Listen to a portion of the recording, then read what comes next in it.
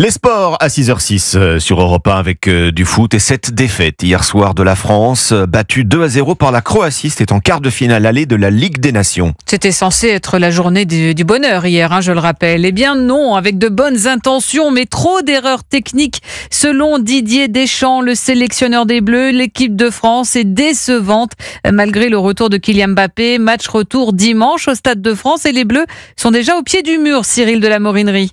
Oui, la première mi-temps fut un vrai cauchemar pour les Bleus avec 2 buts encaissés. Après quelques minutes, les Français ont concédé un pénalty, finalement repoussé par le gardien Mike Maignan. Emmenés par le redoutable vétéran de 39 ans Luka Modric, les Croates ont récité leur football. Après la pause, les Bleus ont réagi avec des occasions de Kylian Mbappé et d'Ousmane Dembélé. Didier Deschamps, au micro de TF1, regrette beaucoup la prestation de son équipe en première période. On a eu des pertes de balles, des erreurs techniques. On a donné les opportunités à l'adversaire. Évidemment, la deuxième mi-temps est bien meilleure en maîtrise, en justesse technique. La situation la meilleure, elle est pour la Croatie, bien évidemment, mais on a perdu la première manche. On va faire en sorte de gagner la deuxième chez nous. Dimanche soir, au Stade de France, les Bleus devront réussir le match parfait pour espérer se qualifier pour les demi-finales de la Ligue des Nations. Ils en sont capables.